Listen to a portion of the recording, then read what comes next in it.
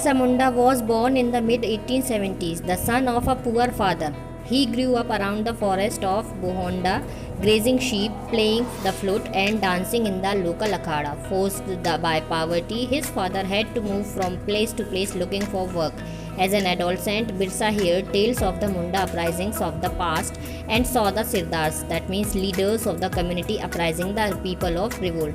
People they talked of a golden age when the Mundas had been free of the oppression of Dikus, and said there would be a time when the ancestral right of community would be restored.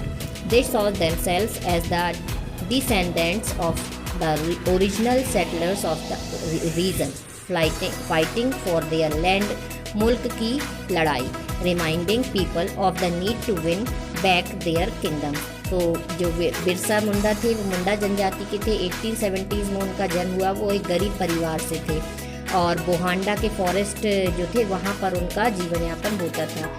Sheeps को पालकर उनको चराना और flute बजाना, dancing करना local अखाड़े में जाके, ये सारा उनका काम था। जैसे गरीबी बहुत थी, जैसे जैसे वो बड़े हुए तो उन्होंने जो उनकी जाति की जो हिस्ट्री थी उसको उन्होंने सुना कि किस तरह से उनके लोगों ने रिवोल्ट किया। और जो दिकूज़ हैं, अब दिकूज़ कौन थे?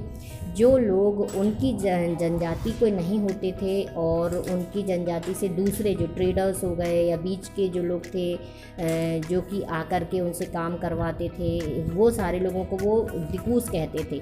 तो दिकूज़ हो गए। या फिर कॉलोनियल पीरियड मीन्स जो ब्रिटिशर्स का जो टाइम था उसे कॉलोनियल पीरियड बोलते हैं। तो जो ब्रिटिशर्स थे उन सबको अपना दुश्मन समझते थे और उन्होंने ये कसम खाई कि वो अब जो है अपने किंगडम को उनसे स्वतंत्र करा के रहेंगे और उनकी जो बातें हैं वो नहीं मानेंगे।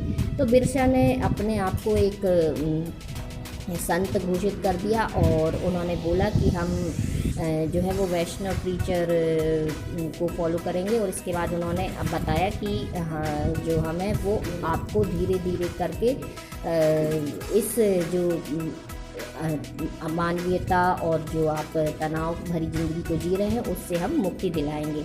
तो धीरे धीरे उनके जो फॉलोअर्स थे वो बढ़ते गए और इसके बाद उन्होंने ये बोलना शुरू किया बिरसा मुंडा ने कि जो हमारा ग्लोरियस पास्ट था, सतयुग जैसे कि उसमें मुंडा जो थे वो बहुत अच्छी लाइफ जीते थे और उनका जीवन जो था बहुत ही राजा महाराजाओं की तरह था, ऐसा उन्होंने बोलना शुरू किया। और ये भी बोलना शुरू किया कि मैं जो हूँ इन सब चीज़ों से तुमको निजात दिलाऊंगा, परेशानियों से, और वापस से वो जीवन आप पा पाओगे। और उसके बाद उन्होंने बोलना शुरू किया, Birsa also wanted people to once again work on their land, settle down and cultivate their fields. उन्होंने यह भी बोला कि अपने लोगों को कि वो फिर से अपनी ज़मीन पर खेती कर पाएंगे, आराम से रह सकेंगे। जो उनकी जितनी फेमस होते जा रहे थे वो बिरसा मुंडा, तो जो ब्रिटिशर्स थे वो डरने लगे कि ये बहुत ज़्यादा फेमस हो जाएंगे तो फिर जो लोग हैं वो उनका कहना ज़्यादा मानने लगेंगे और ब्रिटिशर्स जो हैं वो ख़तरे में आ जाएंगे। तो ब्रिटिश ऑफिसर्स के साथ साथ जो बिरसा मूवमेंट करते थे, ब्रिटिशर्स ऑफिसर्स के साथ साथ मिशनरीज़ जो थे, मनी लैंडर्स थे, हिंदू लैंडलॉर्ड्स थे, वो भी बहुत चिंतित होने लगे क्योंकि उन्होंने मुंडा राज स्थापित कर दिया और जो बाहरी लोग थे उनको वहाँ पर आने की मनाही कर दी। तो इसके बाद लैंड पॉलिटिक्स शुरू कर दी गई और धीरे धीरे जो ट्रेडिशनल सिस्टम था उसे लाने की कोशिश करने लगे। जो हिंदू लैंडलॉर्ड्स थे, मनी लैंडर्स थे, उन्होंने उनका विरोध शुरू किया, उनके खिलाफ षड्यंत्र करने लगे।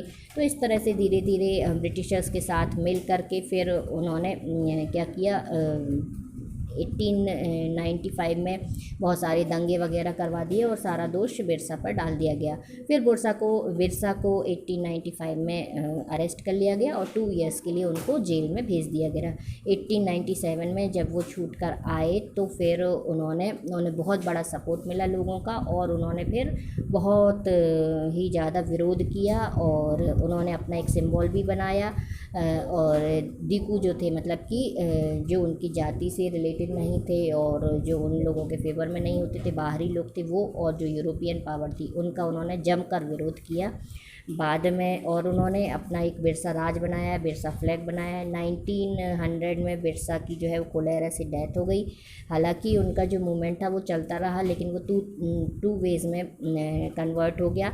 एक तो डिवाइड हो गया, उनकी दो मानसिकताएं हो गई। एक तो उन्होंने बोला कि हाँ, हम शांतिपूर्वक अपना जीवन यापन करेंगे, अगर हमसे कोई बोलने के लिए नहीं आएगा, हमारे ऊपर कुछ विरोध करने के लिए नहीं आएगा, तो हम क्या करेंगे, फिर उनको कुछ नहीं करेंगे। और दूसरे जो लोग थे उन्होंने ठान लिया था कि हम ये ब्रिटिशर्स हैं, इनको अपने देश से भगा कर ही रहेंगे और अपने जो जंगल हैं, अपने जो गांव हैं, उनको स्वतंत्र करा कर रहेंगे। चिल्ड्रन, यहाँ आपका ये चैप्टर फिनिश होता है। इसके बाद ये एक्सरसाइज है, तो ये एक्सरसाइज मैं आपको इसी वीडियो में लगा करके दे रही हूँ, तो उसको आप लोग कर लेंगे। कोई डाउट हो तो आप डाउट क्लास में पूछ सकते हैं। चिल्ड्रन, यहाँ आपके फिल इन दी ब्लैंक्स दिए गए हैं। अब हम एक्सरसाइज कर रहे हैं और फिल इन दी ब्लैंक्स के बाद ये ट्रू फॉल्स लगा दिया है मैंने, तो इनको आप कर लेंगे फेयर कॉपी में। फिर ये question number 3, what problem the shifting cultivators face, and then question number 4। Question number 4 का ये आंसर ये भी है इसमें, और इसके बाद क्वेश्चन नंबर 5 का ये क्वेश्चन और आंसर दोनों दिए हुए हैं, और यहाँ क्वेश्चन नंबर 6 है।